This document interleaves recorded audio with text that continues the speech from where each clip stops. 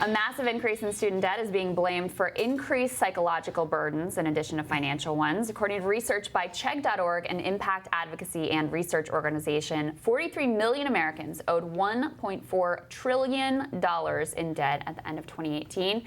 That is an average of more than $33,000 per borrower. Survey also found 1 in 3 borrowers forgo other bills in order to avoid defaulting on their student loans. Here to discuss steps that can be taken to address the increasing amount of student loan debt is higher education expert Ajita Talwalkar-Menon. She previously served as special assistant to the president for higher education policy in the Obama White House, and president and CEO of Chegg, Dan Rosenweich. Dan and Ajita, thank you guys so much for joining us. Thanks so much for having us. One of the things that we were talking about earlier was about the bills that students will forego in order to pay their loans. What impact does that have upon their lives, Dan?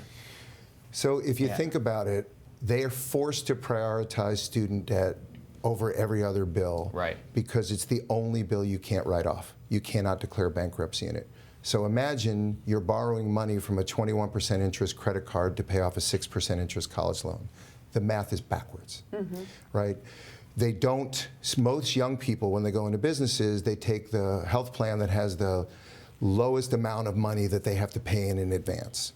So if they get sick, they have the highest amount of copay, and they can't afford it because they have to pay off the college debt. That stress adds to them. So you're now seeing the largest number of auto loan defaults ever. You're starting to see the highest credit card debt again ever. These are all connected to the fact that they're forced to prioritize this one expense.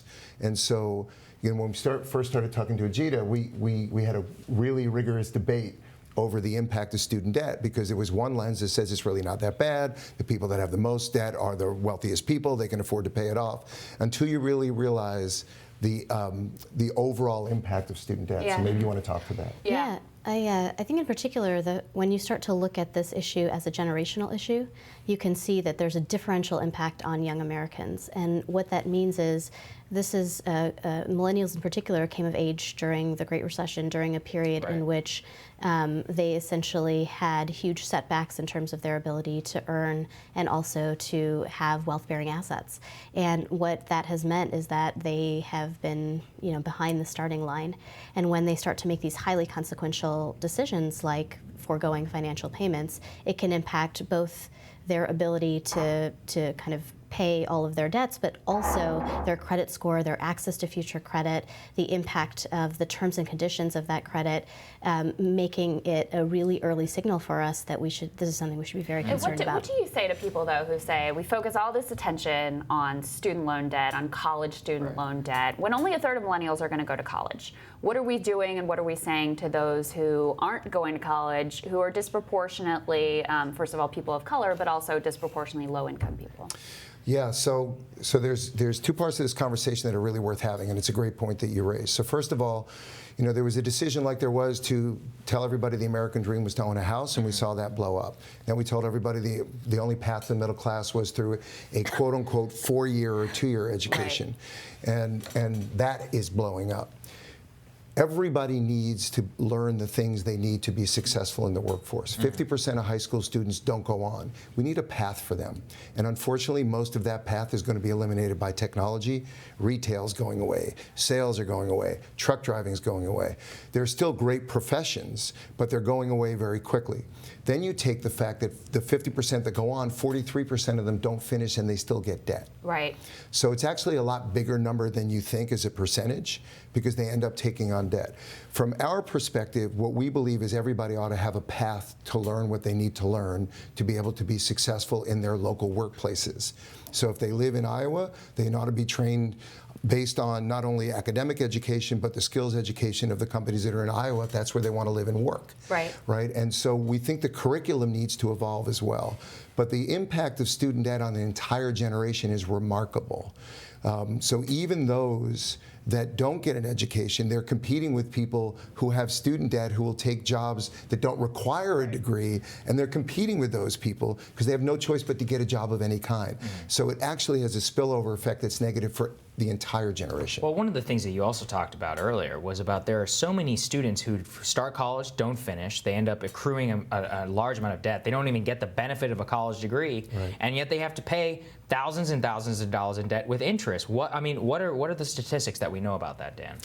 Yeah. Well, the statistics are that 40% of the people that currently have college debt are in technical default. It's almost everything that you need to know. Yeah.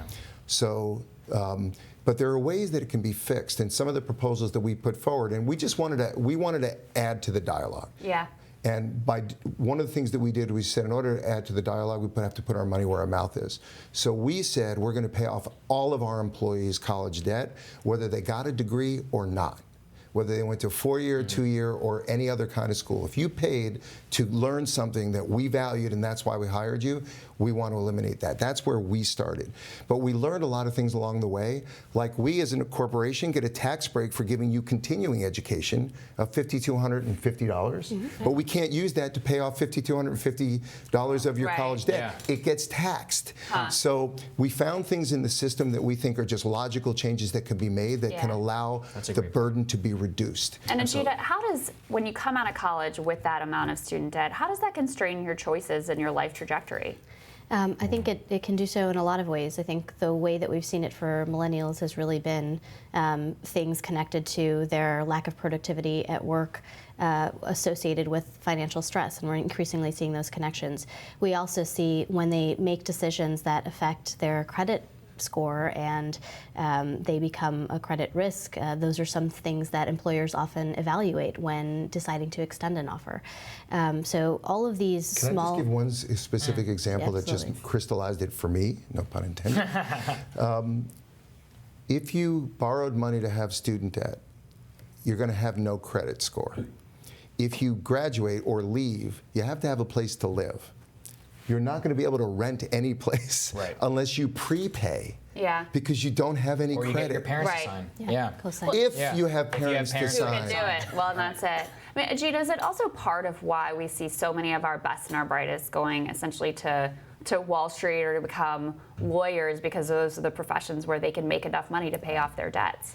You know, it's a great point. I think it absolutely influences people's career decisions and the need that they have to earn a certain income. I think there are a lot of programs out there that are designed at the federal level that are really designed to target folks who want to devote their careers to their life's passion and to contributing to, you know, to government, to civic life, and those kinds of things, public service loan forgiveness program. But what we've seen there is that there have been huge challenges in student loan servicing that have presented a tremendous amount of risk for those individuals and really have barred them from accessing a benefit that they should be eligible for. Yeah, I mean, 99% got rejected, right, by this administration. Insane. Yeah, we did a segment on that with Randy Weingarten from AF2, and I was actually thinking about teachers because here you have many of them with graduate degrees, right, a massive amount of debt, and what they get paid is just a pittance, especially depending on the state. You know, if you look at Oklahoma or West Virginia, these other places that had teachers movements. But we really appreciate you both being here. Thank you for your expertise and passion on the issue. Thanks for having us. We'll have more Rising after this.